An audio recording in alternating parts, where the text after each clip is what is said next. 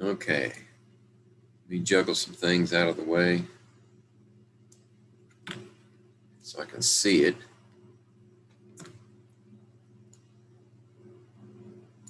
All right. I'm not going to count anybody absent today under these circumstances.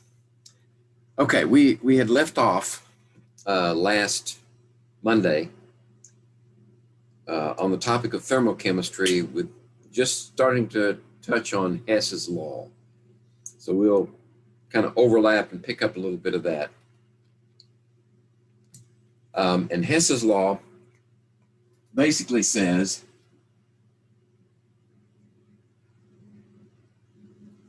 that if you have a desired reaction and you know what the reaction should be and you've balanced the equation, then you can gain access to the enthalpy of your desired reaction simply by adding together two or more known equations with their enthalpies. And all these equations and their enthalpies are cataloged in huge books. And they're probably available online now too.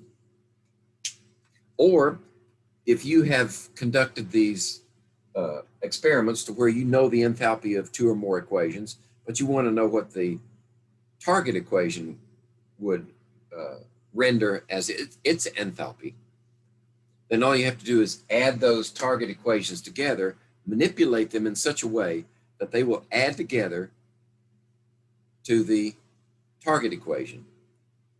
And then, following certain rules, you can modify the enthalpies of those component equations in such a way that when you add them together, you'll get the enthalpy of your target equation. So that's a long way of saying it. Let's see. So in that way, it's not necessary to conduct the calorimetry lab on an unknown equation or a suspected equation. In fact, even if you don't know the products, but you suspect, then you could get some idea, general idea of which direction your unknown equation is headed. And that's good for both practical reasons of, do I have the necessary reactants? Do I have the necessary equipment to contain the reaction and study it? And for safety reasons. Because if your target equation is, you think it might be extremely exothermic, then you may need special equipment, or you may need to decrease the number of moles of reactants so that the output of energy doesn't exceed the equipment that you have. So that's what that's what number 2 means.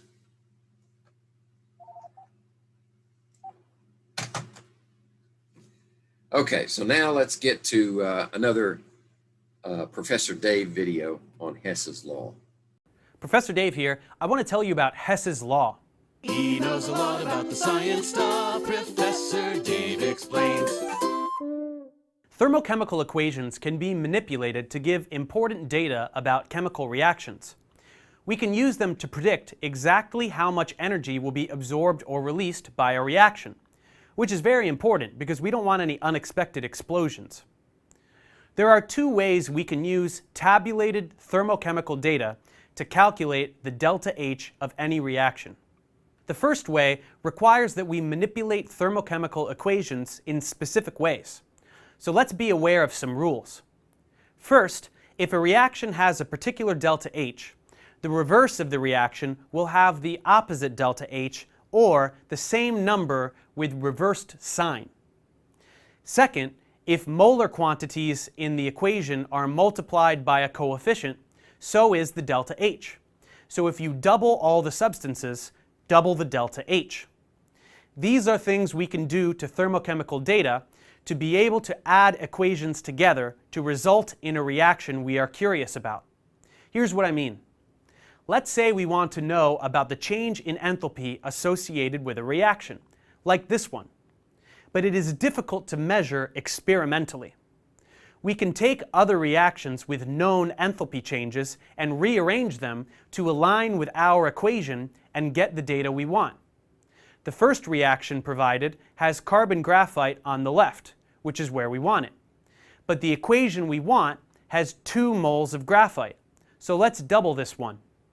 We get 2 moles of everything instead of 1, and we double the delta H. Next, this other one has CO on the right, where we want it, and in the right amount. So all we need to do is add these equations together. The O2 and CO2 will cancel because they are present in the same amounts on both sides, and we are left with the substances in our original equation. Since we added the equations, we also add the delta H's to get the delta H for our equation. This kind of manipulation is allowed by Hess's law.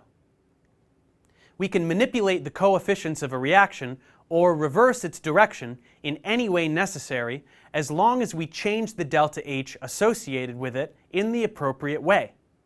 Then we add or subtract the equations as necessary to give us precisely the equation in question. The delta H you get by doing the arithmetic will be the delta H for the reaction. Another way to calculate an unknown delta H is to use standard enthalpies of formation. This is denoted by the following symbol, and it represents the enthalpy associated with forming 1 mole of a substance from its respective elements in their standard and most stable state.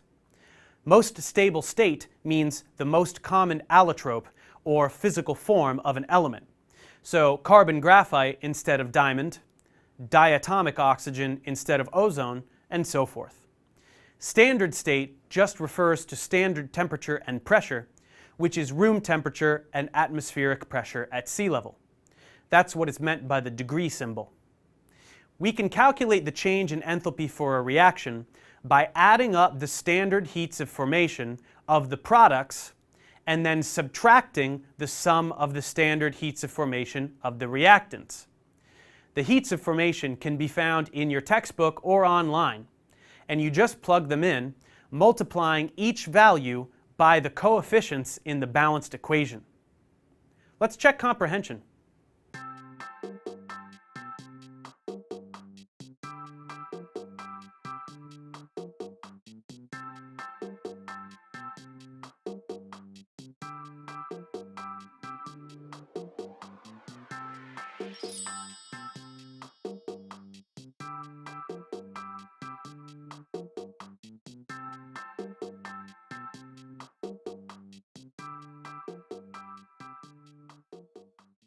Thanks for watching, guys. Subscribe to my channel for more tutorials, and as always, feel free to email me, Professor. Okay. Professor Dave, I don't know what his real name is, mentioned determining the enthalpy of an unknown equation by 2 methods. We're going to look at Hess's law in more detail now, and we'll come to the other one secondary. As soon as we understand Hess's law, then we'll talk about heats of formation, because there's a couple of things he left out, and we need to get those in hand before we proceed with actually using the heats of formation to determine standard enthalpies. But I go back to the topic of enthalpy, and the reason Hess's law works is because enthalpy is a state function. In other words, it doesn't matter how you get there. We could get to this final equation here by way of adding 2 equations, or 3, or 4, or 5, or 6. It doesn't matter how many, because enthalpy is a state function. So our pathway to get there is irrelevant. So in this case, we have these 2 equations, nitrogen gas and oxygen gas. And by the way, when he said standard temperatures, in case that's bothering you, Standard temperature for chemical reactions is 25 degrees Celsius. And of course, 1 atmosphere pressure. Okay, back to the equations. If nitrogen gas and oxygen gas in their most common forms here yields 2 nitrogen monoxide, this is the enthalpy for that reaction. And it's endothermic. In other words, you have to put energy into this process to get that reaction to proceed. The other reaction that we're going to add to it, actually, yes, the other reaction we're going to add to it is nitrogen monoxide. See my cursor here. Nitrogen monoxide. I ought to change the color of that cursor to black. Nitrogen monoxide and oxygen yields nitrogen dioxide. And what we need to do is see, can we add these two equations together as is with their enthalpies to get our target equation? So we need to have nitrogen gas on one side, right there, and oxygen on the other side, but we need 2 of them. Right? So fortunately, both reactions have an oxygen in them, oxygen molecule. So you do have 2, right? So we add those 2 together. And then we have this nitrogen dioxide here, 2 moles of that. So we've got everything we need. We just need to be sure that the ones that the components, the molecules that are buried in these 2 equations don't show up in our product, in our final equation. So as it turns out, both of those nitrogen monoxides cancel. One is on one side of the arrow, one's on the other side of the arrow in the same molar quantities, so they cancel. And we didn't have to change the direction or the number of moles of either one. So we simply we add those 2 together, and we find out when we add those 2 together, the enthalpy of the target reaction is 68 kilojoules. So even though one of them was endothermic and the other was exothermic, when you add them together, the overall equation, our target equation, is endothermic. Okay, and this is just an energy diagram of the reactions that we added together, right? This one over here on the left is our first endothermic reaction, and then this one, the next one that was added to it, was the exothermic reaction. And when you sum those together, you still get some endothermic character. And that's what we apply to our target reaction. Multiple steps, 1 step, doesn't matter. It's a state function. Okay, these are just statements of the rules that Professor Dave gave you so that you have them there in black and white. If we reverse the reaction, it changes the sign. It just makes sense. If the reaction's going one way, endothermic, then the other way would be exothermic. And that requires a change of sign. If you change the magnitude of delta H, because the delta H references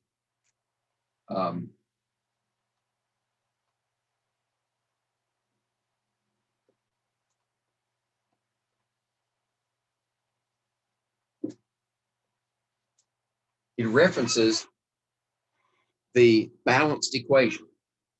It doesn't matter if this is A, if this is 2, 5, 3, and 1, whatever it happens to be, that delta H references this balanced equation. Now, if we do anything to that equation, multiply it by a whole number, divide it by a whole number, you do the exact same math to the delta H. So what I like to do is if I have an equation like this and I need to multiply it by a factor, say that we need to double it. I don't just put brackets around this, I put brackets around the delta H as well, just to remind me that I have to modify the delta H as well.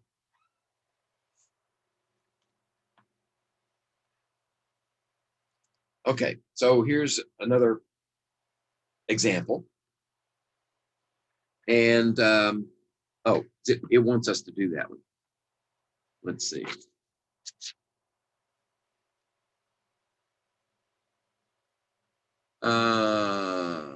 Oh, no, the slides are going to show us. The slides are going to show us. So this is our target equation down here. 2 nitrogens plus 6 waters yields 3 oxygens and 4 ammonias.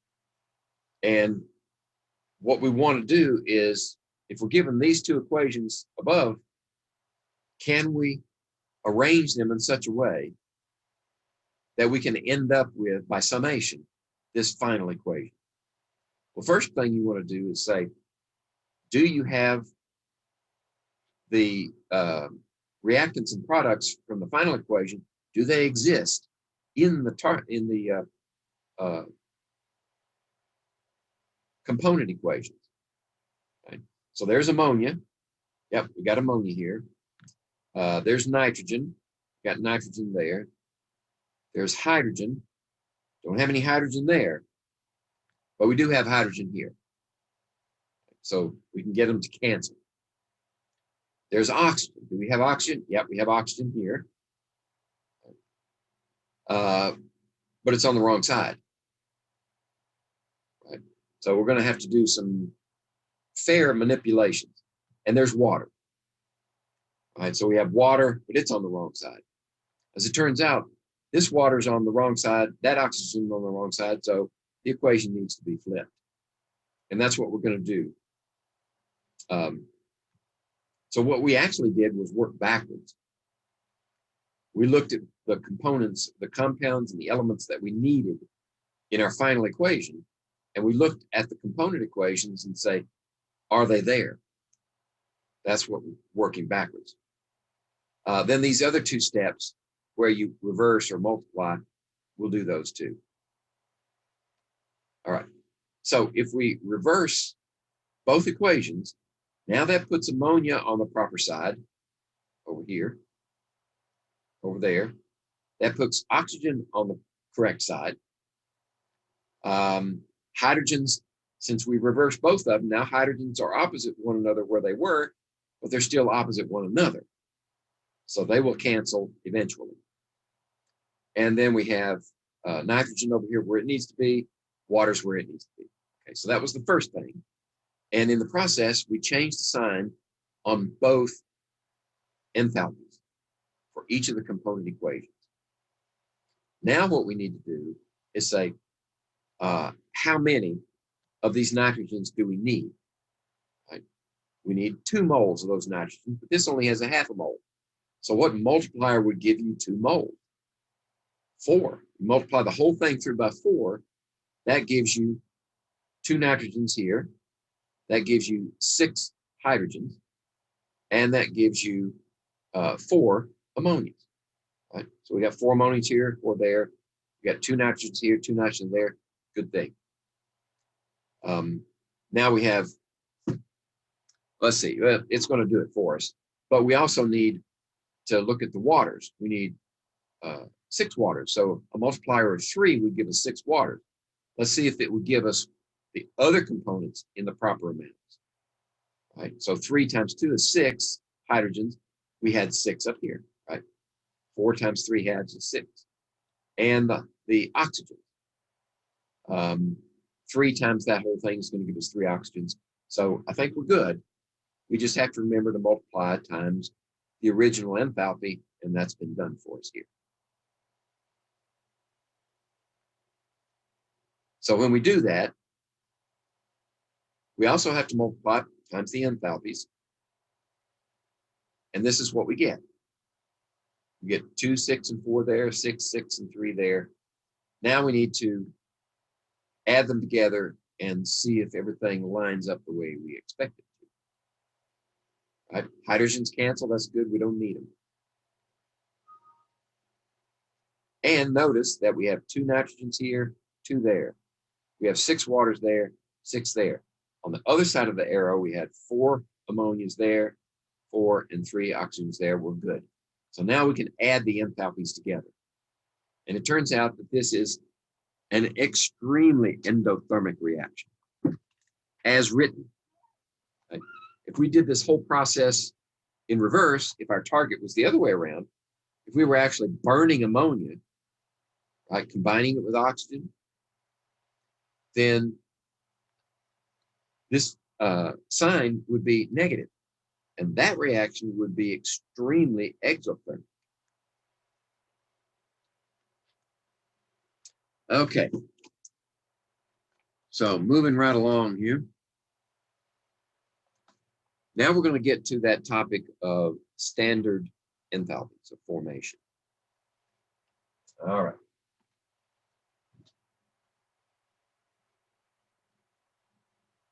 In many respects, standard enthalpies of formation are more useful because you're actually starting with the simplest materials possible. Okay, so what do we mean by delta H little zero F? Enthalpies, formation, standard conditions. And standard temperature is equal to 25 degrees C, and pressure is 1 atmosphere. What he didn't mention, Professor Dave, was that if the reaction involves solutions, then the solution standard concentration is 1 molar. Okay, so standard heats of formation. How do you write one? Say you're given a word problem and you have to determine standard heats. You have to use standard heats of formation, but it doesn't tell you how to get there. In other words, you have to deduce the balanced equation before you can add them together. It'll just give you the standard heat of formation. Let's take an example. Say water. And then it'll give you a delta H for water. Standard heat of formation for water. It'll just give you that number and say, this applies to that. And that's it. That's what you'll find in a reference manual. So you've got to be able to say, how did they get there? Well, you always start with 1 mole of the product to find the standard heat of formation. And then you work your way backwards on the other side and say, okay, what elements do we have? Well, we've got oxygen and we've got hydrogen. Now you need, what is their most common allotrope? What is their most common physical form? At that pressure and that temperature, they're both diatomic. Okay? And they're gases. Okay? This is going to be a liquid. Right? At that temperature and that pressure, water's a liquid. But it's formed from 2 gases. Okay, that's important. Now you need to balance the equation, but you can't touch this side. It's 1 molar. It's 1 mole, that's it. So now we're going to have to resort to fractional coefficients. So how many hydrogens do you have? You have 2 here, 2 here. That's it. 1's good. We only need 1 oxygen over here. So now we have to use a coefficient of 1/2. So 1/2 oxygen plus 1 hydrogen yields 1 water, liquid state, and then it has a delta H. So that's how you derive the standard equation of formation for any compound that you want to, that you're required to investigate. Okay.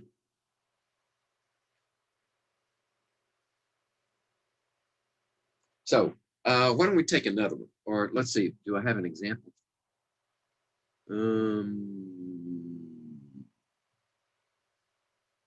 Yeah, I think we do have an example coming up.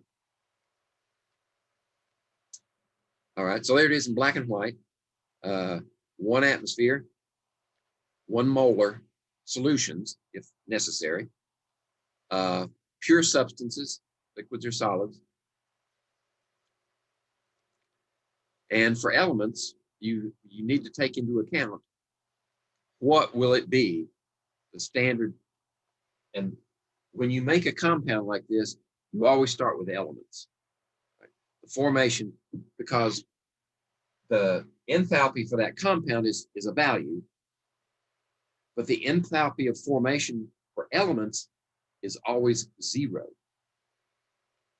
By convention, it's accepted. The standard heat of formation for any element under these conditions, and its most common stable allotrope, is 0. So all the heat that's required is associated with the compound. Okay, so if you have an equation that has elements in it, you ignore those. They don't have a standard heat of formation for the element. Okay? For instance, if we were to take octane,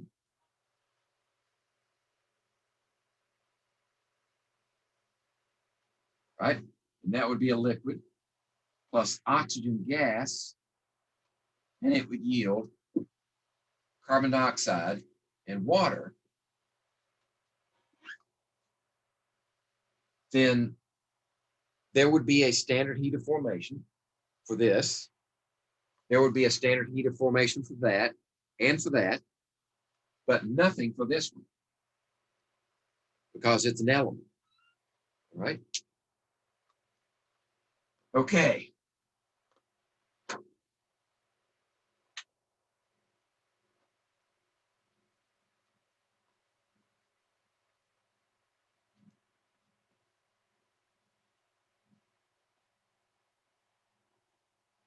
Right, so let's see.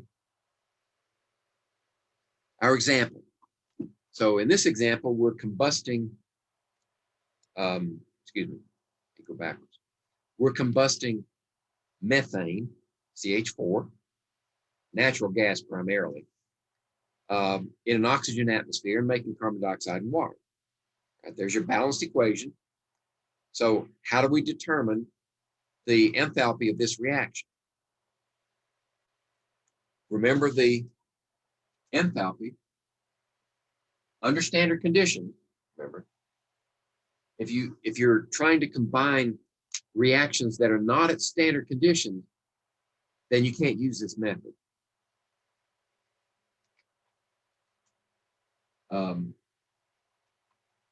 Then for the reaction, so you need to add up all of the product enthalpies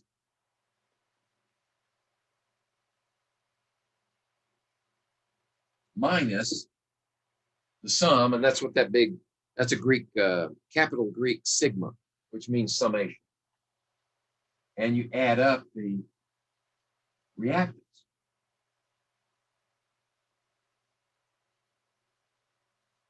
And however many it takes from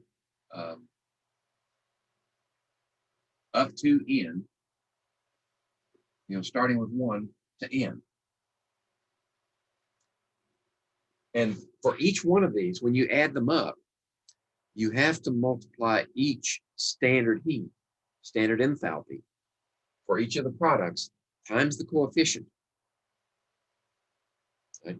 So in this case, we have, well, actually this could be confusing the way it's written. This summation is written in the same direction and with the same components as the equation above, right? So this is going to be methane right here. That's why the negative sign, because it's a reactant. Right? So the negative is coming first in this calculation.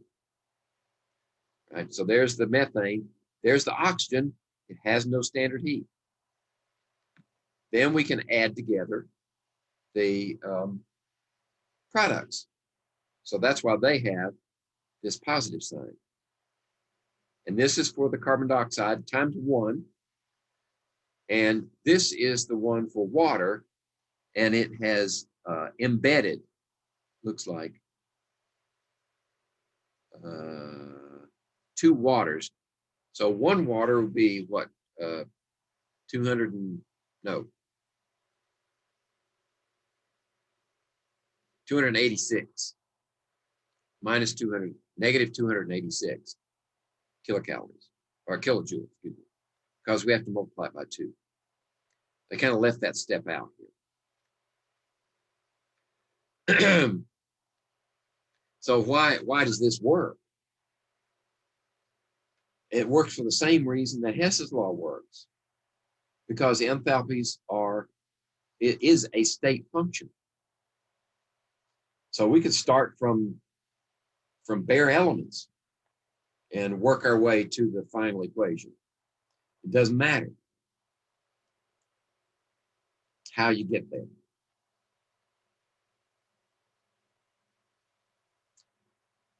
Okay. All right. This is repetition. And this is, and notice with this instance of the equation here, right here, they've got this n in here. And what that n means is that's the coefficient for each of the individuals. So when you sum them all up, you do individual enthalpies for the compounds, and you multiply that enthalpy, which is based upon a single mole.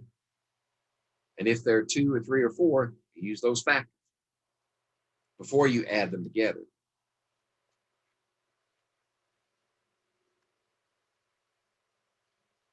All right, so how about this one, where you have sodium and water combined to make sodium hydroxide and hydrogen gas?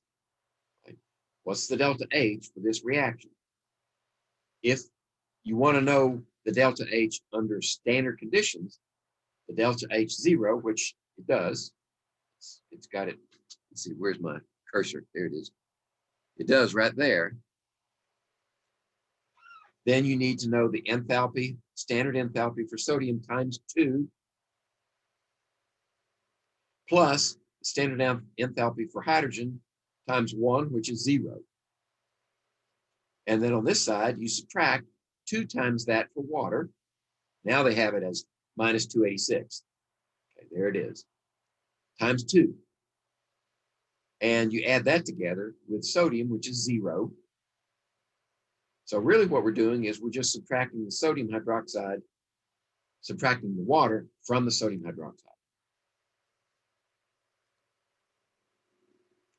And you should get minus 368 kilojoules for that reaction as written. Okay? It's not per mole of something. Some authors and some instructors like to say in terms of 1 mole of reaction, which is kind of, I don't know, it just doesn't click with my brain to say 1 mole of reaction. So I just say, it depends on what you're interested in, right? If you're basing your calculations upon this equation, then it's that many moles of that many kilojoules for this reaction only, that many kilojoules per mole of hydrogen, or that many kilojoules per 2 moles of water. Okay, that's the way I would interpret it. If you need a denominator over here, then you find out which one is necessary for further calculations and use that as your denominator, because this value is for the entire equation. We'll have to do some examples, and then it should become clearer, if not crystal clear. All right.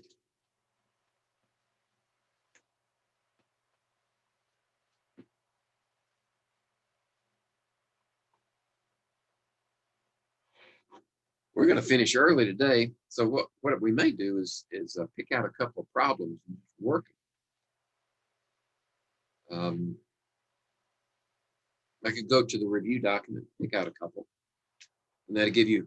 We need to do a calorimetry problem, we need to do a Hess law problem, and we need to do a heats of formation problem. So we need 3 problems, and that should give you a foundation for working the rest of the review document. But to finish this discussion out, since we're talking about energy, heat and energy, the authors thought they would introduce some historical significance. You know, how during human history, energy, the capturing, the taming, the using of various sources of energy have been instrumental in the advancements of civilizations. For the longest time, combustible materials, they were only good for a couple of things. You know, they were good for keeping yourself warm in a cold climate or at night, cooking your food, keeping wild animals away. What else? They were good for attacking your enemies, set their villages on fire. But eventually, that was Stone Age time. When we get into the various metal ages, like the Bronze Age or the Iron Age, you need sources of energy to soften metals so they can be worked, or sometimes derive the metal from the ore. If you get the enough heat out of a heat source, then you can soften bronze enough to deal with that, or you can smelt copper ore and tin ore to derive the copper and tin.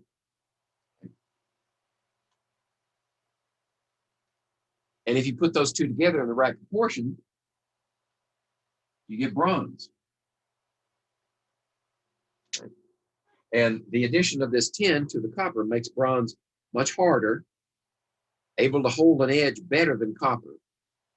Right? So you're more effective in battle or self-defense or whatever the case may be. And that required a certain temperature for your furnaces to smelt these ores. Originally, the copper could be found in small amounts as the pure metal, but tin wasn't. It had to be smelted. And then they found other sources of copper that could be used to derive copper metal with the proper source of heat.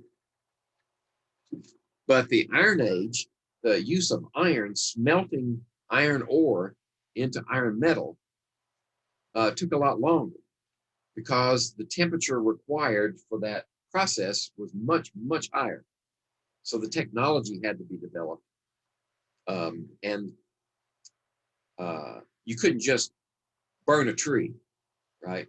Or burn cow dung and get what you need, or camel dung, depending on where you're from. So you needed a much hotter flame.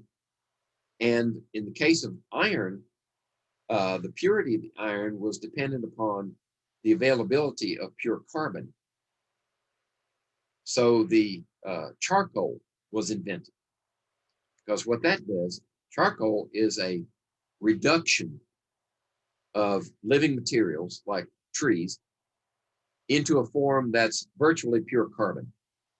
And you have to do that in an atmosphere that's starved of oxygen. It has to be anaerobic, because if you get any oxygen in there, the carbon's going to combine with oxygen and carbon dioxide, and it's gone. So you have to exclude all the oxygen, you make charcoal. Well, lots of forests were cut down to make charcoal until coal was discovered. And then you could make a carbon-rich product from coal, which they call coke. And then you could produce,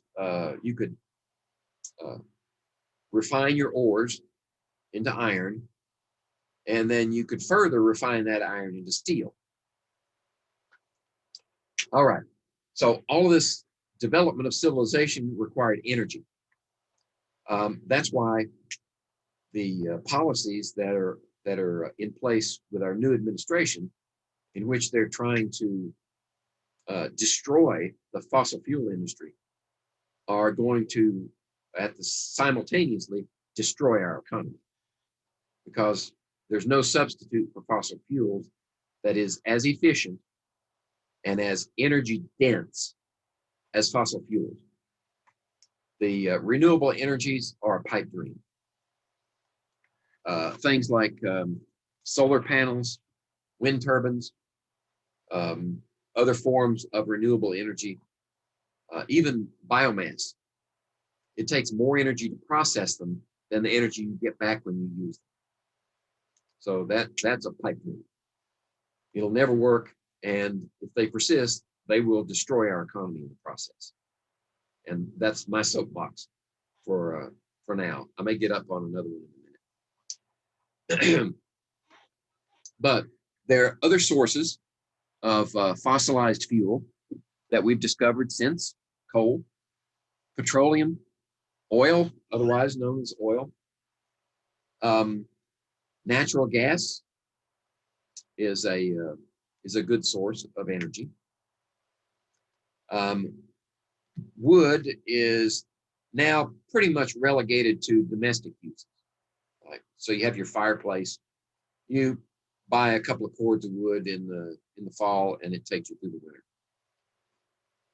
Hydroelectric is a useful source of energy and a way to produce electricity in abundance. If you position your structures correctly, put the dam in the right place with enough height in the reservoir behind it so that you can operate your dynamos and produce electricity. In fact, the refining of bauxite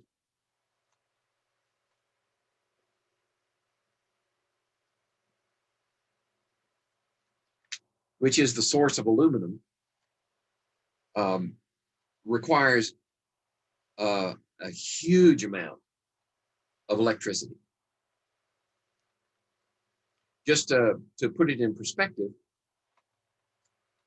it takes only, last time I heard, about 3% of the energy to recycle an aluminum can as it does to produce one from the ore. So there's a lot of energy required to release that aluminum from the ore. And electrical energy is one of the best ways. Well, it's nice if you have a cheap source of energy. If you position your plant close to a coal-fired power plant, that'll give you enough energy. Or if you position your plant on a river somewhere where there's plenty of hydroelectric power, then you can get that too. And if the government builds the dam and the structures for you, then hydroelectric is really cheap because they spread the cost of it out over all the taxpayers. And then the industry reaps the benefits. So that's why the Pennsylvania rivers, the Tennessee Valley, they put a lot of dams in there, ostensibly to provide electricity to rural areas. But the Alcoa got involved too, and they set up shop on these rivers because the electricity was cheap. Okay, so hydroelectric power is a good source. Nuclear. Actually, nuclear is the best solution if you really are serious about reducing your carbon footprint. Nuclear is the only way to go, because the only waste product from nuclear power is heat. So if you can deal with the heat and you have no other waste except for of course the nuclear waste, and that's another topic. But if you really want to get rid of carbon dioxide as a greenhouse gas, which that's debatable too, then you need to go nuclear. And nuclear power plants are much, much safer than they used to be. The regulatory environment is still a bit prohibitive, but it's better than it was. But if you want to find out if an environmentalist is really serious about what they say, if they say that global warming is an existential threat and is going to destroy the world eventually, then ask them this one question. Would you be in favor of promoting nuclear power as a substitute for fossil fuels? If they say no, then anytime they say carbon dioxide is an existential threat, global warming and all that stuff, you can call them a liar to their face. Because if they aren't in favor of nuclear, then they're really not serious about getting rid of carbon dioxide. Okay, that's my other soapbox. So this is just a bar chart with time on the x-axis. So over time, the mix of energy sources has changed. And this is just for the United States, but it's pretty consistent for most industrialized nations. Like most of Europe would fit in this category, except in Europe, they've gone a lot heavier with nuclear than we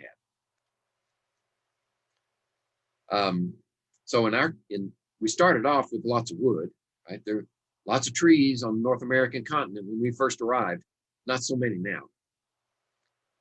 And then this shift started toward coal once they discovered coal in Appalachia, and later in the Midwest and the Far West, then it became prominent. And then we shifted over to petroleum because petroleum is a lot easier to get out of the ground than coal. I mean, coal's a solid, you got to dig it out. But with petroleum and natural gas, all you got to do is sink a well and pump it out.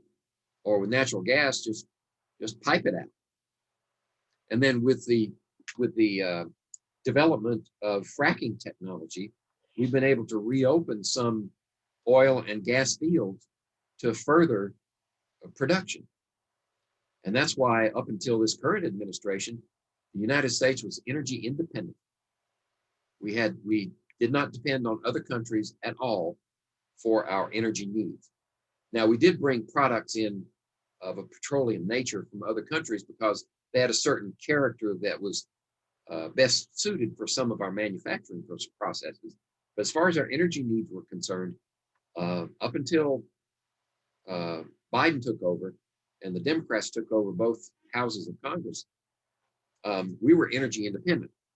Now they're in the process of making us a vassal state of the other energy producing states of the world. So the shift was initially toward lots of petroleum-based products, and it's still prominent, but we've managed to actually, coal is on the uptick a little bit. At least it was. Burning coal is a lot cleaner now than it used to be. It used to be if you lived downwind from a coal plant, your neighborhood was just covered in ash. And it was hard to breathe at times. And your lakes and streams and ponds would become acidified over time. Because burning coal doesn't just produce carbon dioxide and water, it also produces sulfur dioxide.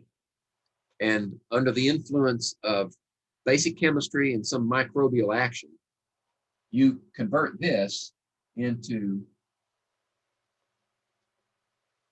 sulfuric acid. And it with the precipitation, it lands on the ground, flows into your streams and ponds and lakes, and drops the pH until nothing can live. So most often, if you find a pond or a lake that's crystal clear and you can see all the way to the bottom, 20, 30, 40 feet, it's probably a dead pond. It's probably a dead lake because there's no sediment there, there's no life, there's no activity. It's too acidic.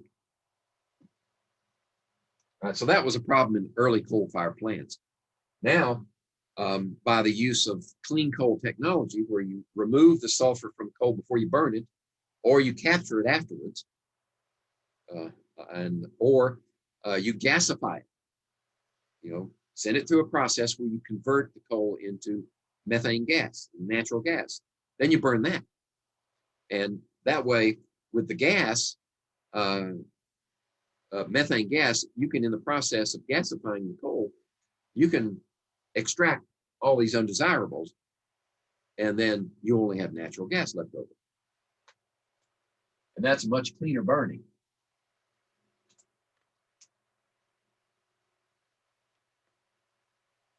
But all these processes that require energy require chemical engineers to use thermochemistry in order to determine how much energy can be derived from a certain amount of a reactant, right? A fuel. That's important to know. When you design your power plants, you need to know that. If you need to dispose of waste, right? Does the waste still contain any energy in it? Right? Because if it does, then you may pile it up into a big heap and eventually it'll catch fire. Or it'll undergo further changes that produce potentially toxic materials. So you need to know, and thermochemistry is at the heart of all of this. This type of energy chemistry.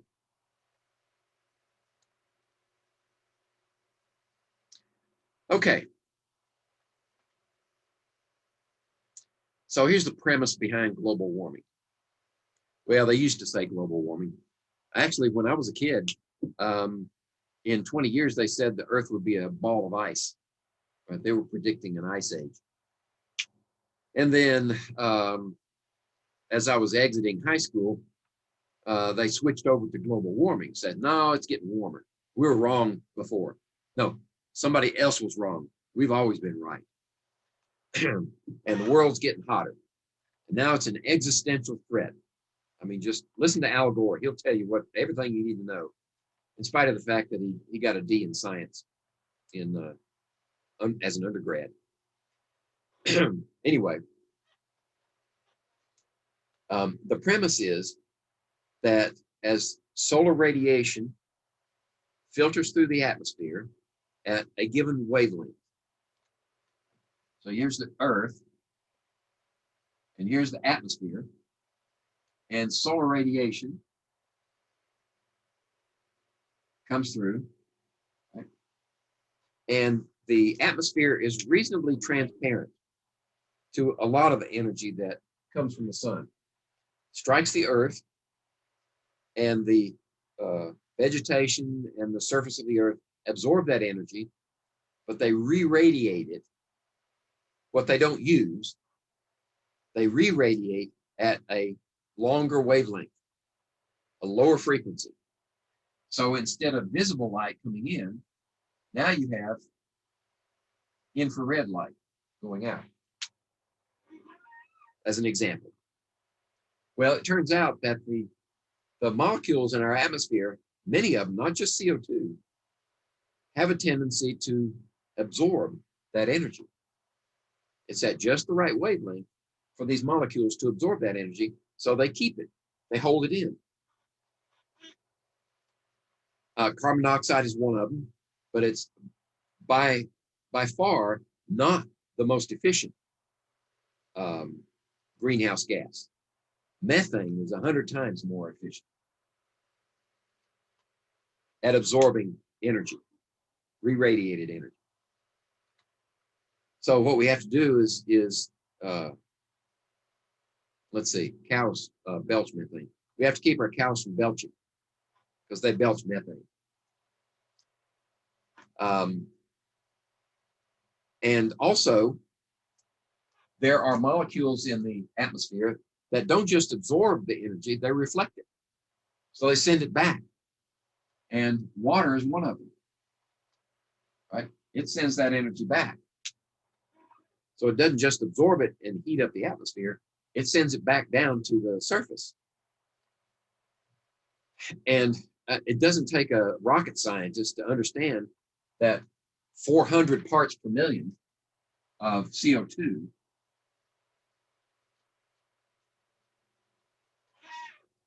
doesn't stand a chance when compared to atmospheric water vapor, which would be on the order of percent, not parts per million. So water vapor, and also in the form of clouds, will be an effective determinant of energy that comes in and leaves. Right? So water, in fact, this is a water planet. I mean, 3/4 of the Earth's surface is covered in water, right? And water has a very high, compared to other compounds, water has a very high specific heat capacity. Remember when we studied that? 4.184 joules per gram degree centigrade. Whereas metal, the metal that we studied was a tenth of that. I think it was an iron ball. So water moderates the Earth's climate very effectively because there's so much of it. Now, what are other sources? The energy that arrives here is, some of it is trapped, some of it is re-radiated in space. Some of it, if there are a lot of clouds, then the sunlight will impact the cloud and reflect back out into space. So clouds overall have a general cooling effect on the atmosphere.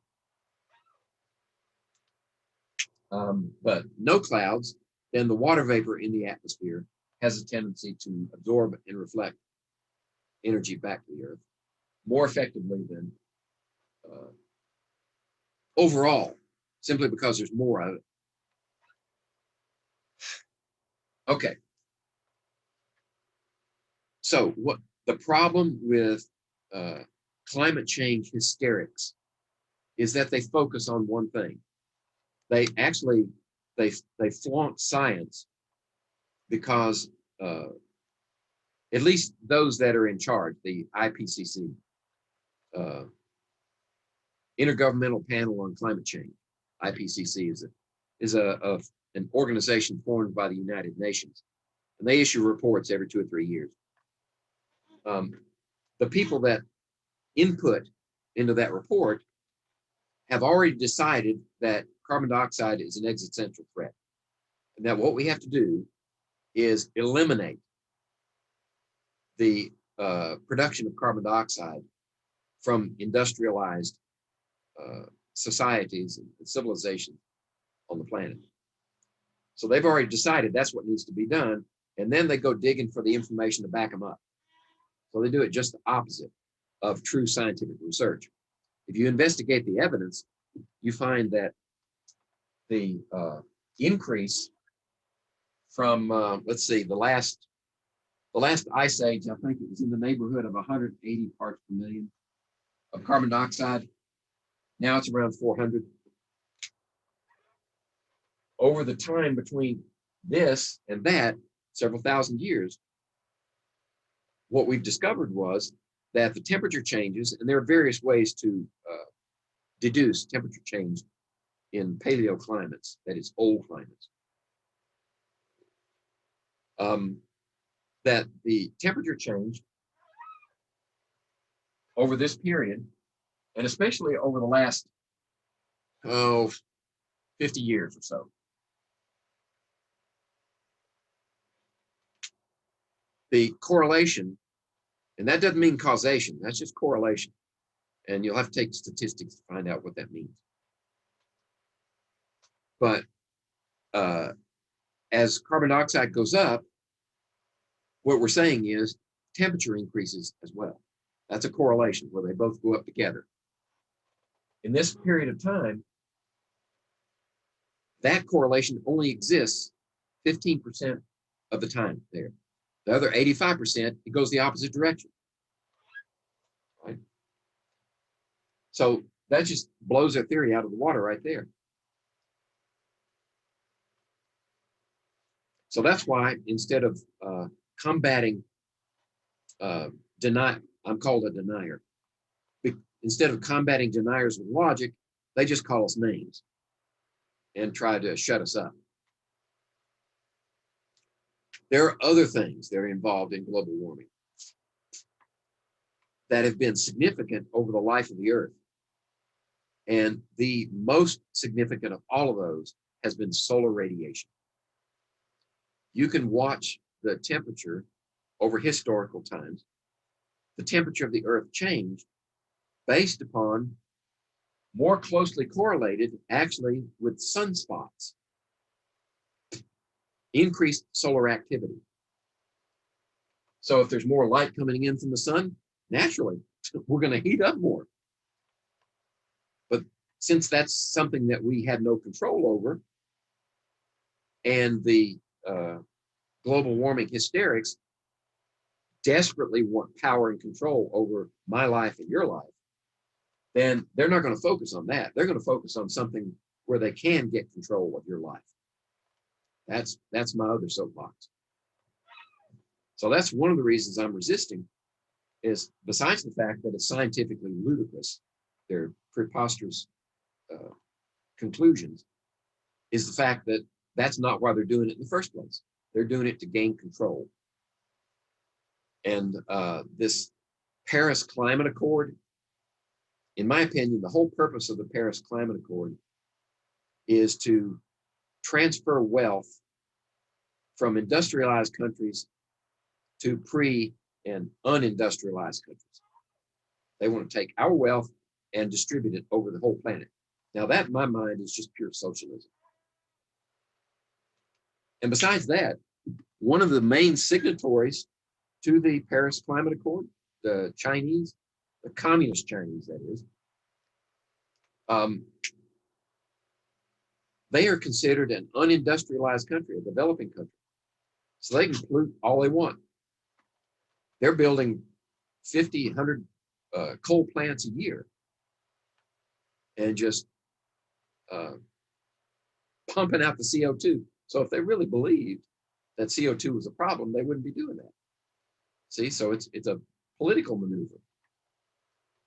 Anyway, I'm gonna give myself a heart attack if I keep talking about that. So there's a picture of everything I've drawn up here. It's a little clearer there because I've been drawing all over my diagram here. It may be hard to follow. I mentioned this new energy source, gasification. Hydrogen, actually, a hydrogen fuel economy is the holy grail of non-nuclear energy sources. Why? Because all you need to produce hydrogen is a cheap source of electrical energy. Then you can just take water and split it.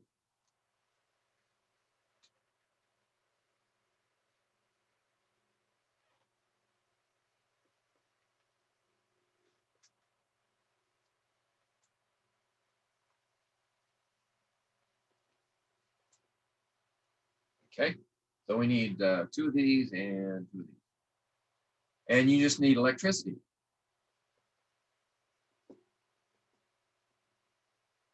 So this is an endothermic reaction. You have to put energy in. And it takes a substantial amount of energy to break those bonds. And then this becomes the fuel. Hydrogen. We got plenty of water. That's no problem.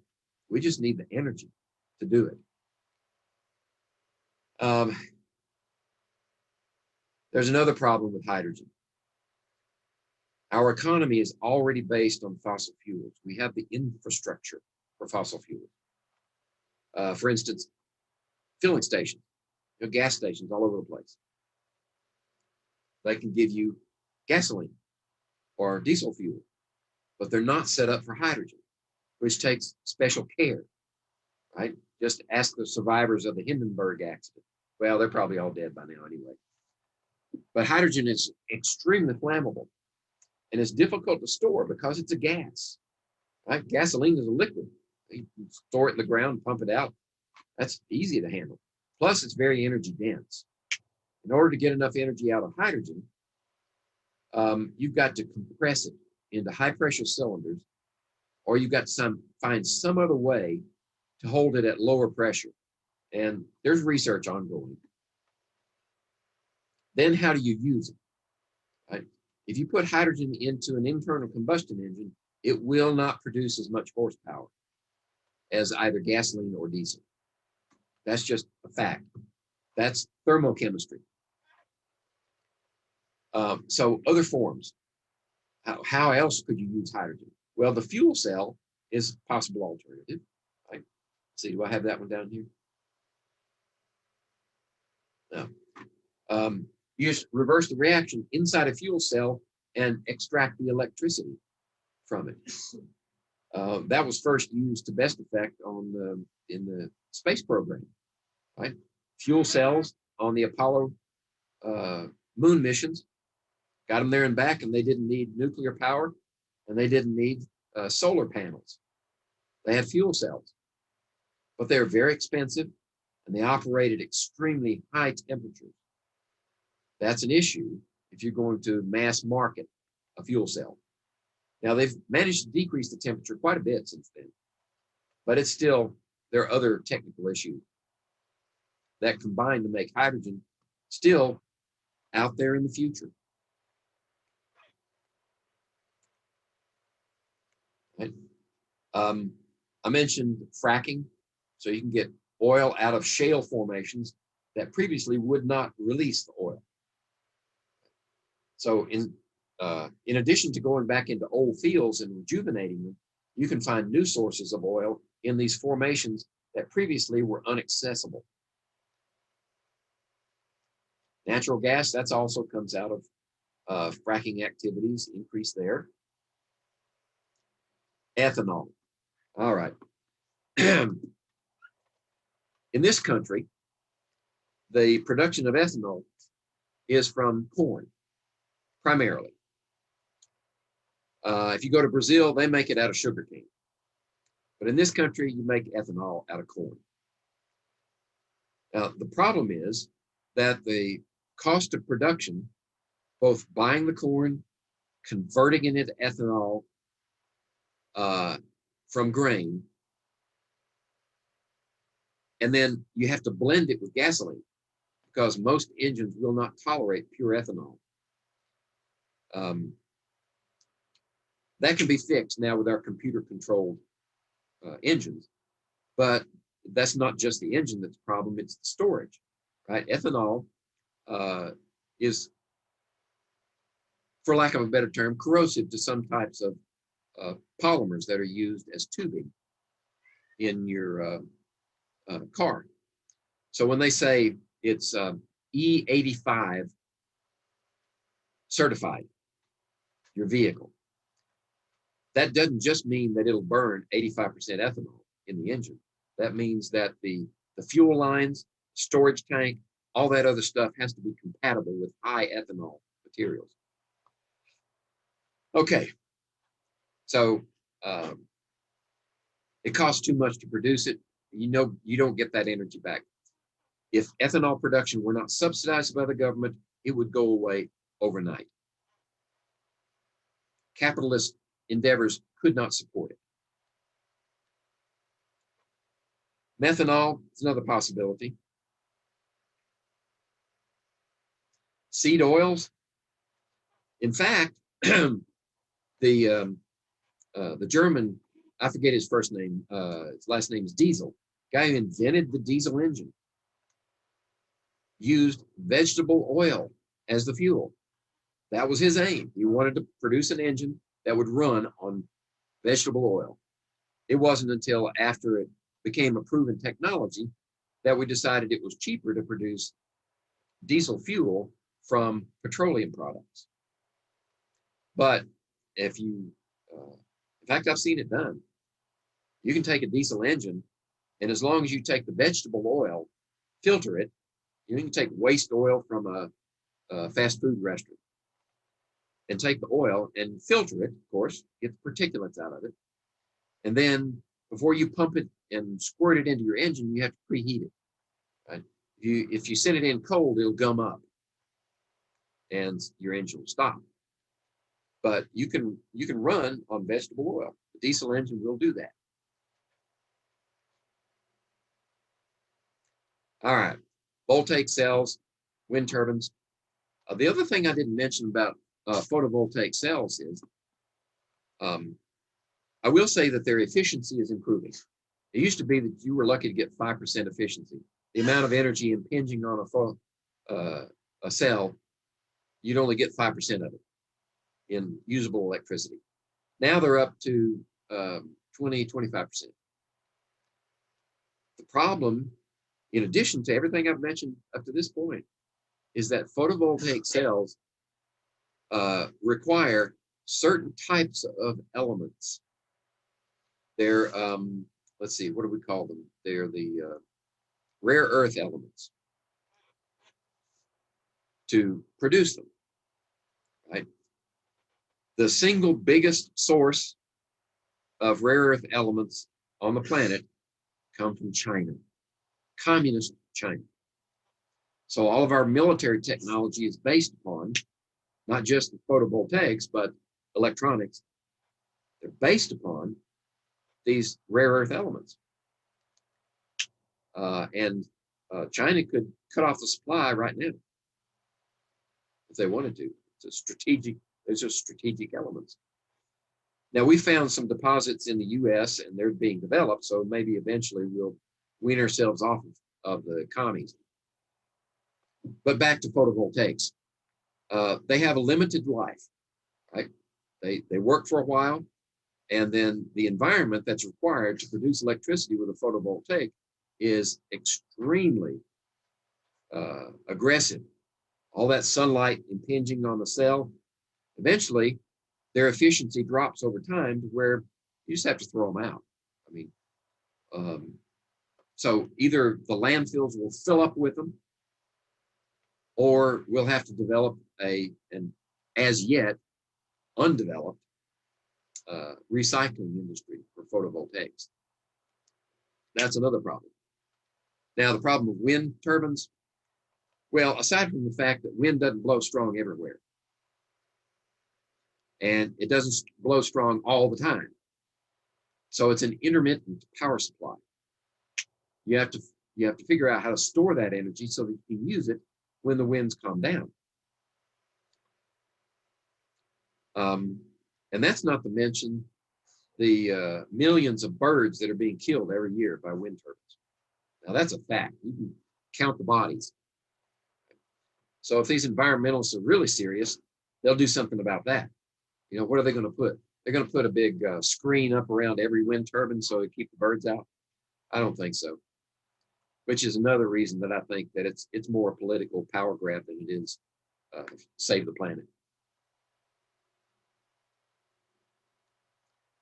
All right. And at least at present, I can't afford to put solar cells on my house. Too expensive. And the government subsidies are going away, right? There's a sunset clause in the legislation that was passed to give you tax credits for photovoltaics. So that's going away.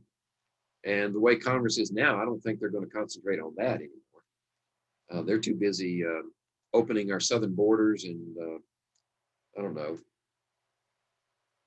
Well, they're still blaming Trump for everything. So in spite of the fact that the economy is surviving because of what he did. Anyway, I apologize for political statements. All right.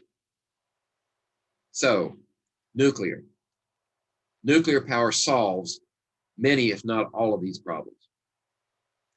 And we're actually at the point now where smaller size nuclear plants are being designed, and they're available for production installation. So you could put in a plant, instead of putting in a 100 megawatt plant or a gigawatt plant somewhere, just locate them in smaller pockets, like maybe a 10 megawatt plant, you know, in a smaller area that'll just power maybe one city. Instead of putting all your power into the grid, you could power one city with a small nuclear plant. And once you, and the designs now are such that they can be continuously fueled.